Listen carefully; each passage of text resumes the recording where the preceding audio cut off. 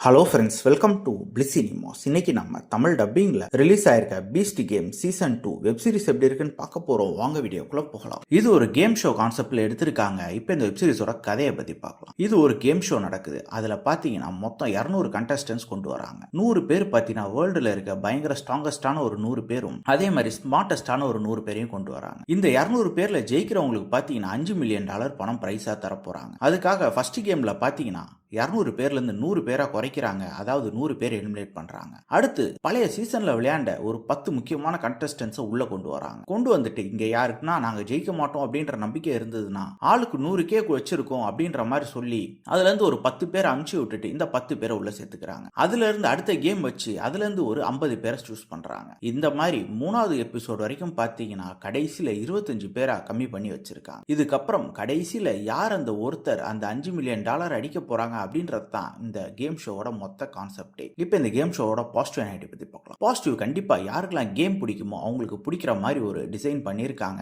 அதுக்கேற்ற மாதிரி நல்லாவே இருக்குன்னே சொல்லலாம். இதுல இது வரைக்கும் ஒரு 3 கேம் காமிச்சிருந்தாங்க. 3 கேமுமே பார்க்கறதுக்கு ஓவராலா நீட்டாவே இருந்ததுன்னு சொல்லலாம். அதே மாதிரி ஸ்ட்ராங்கஸ்ட் ஜெயிக்கிறாங்களா இல்ல ஸ்மார்ட்டஸ்ட் ஜெயிக்கிறாங்களா அப்படின்ற மாதிரி கான்செப்ட் கொண்டு போறதெல்லாம் பார்க்கறதுக்கு நல்லாவே இருந்தது. இதை டெக்னிக்கலியும் நல்லாவே எடுத்திருக்காங்கன்னு சொல்லலாம். எல்லா ஆஸ்பெக்ட்ஸ்லயுமே, சினிமோட்டோகிராஃபி, சவுண்ட் எஃபெக்ட்ஸ், பிஜிஎம்னு எல்லாத்துலயுமே. அதே மாதிரி இந்த 3 எபிசோட பொறுத்தளவு பார்த்தீங்கன்னா கண்டிப்பா எங்கேஜிங்கா போதுன்னே சொல்லலாம். ஆனா இது எல்லாருக்குமே செட் ஆகுமா அப்படின்றது மிகப்பெரிய கேள்விக்குறி தான். கண்டிப்பா கேம் ஷோலாம் பார்க்குறவங்களுக்கு இது பிடிக்க வாய்ப்பு இருக்கு. இதுல அதே மாதிரி ஒவ்வொருத்தரோட சின்ன சின்ன பர்சனல் லைஃப்பை பத்தியும் பேசியிருக்காங்க.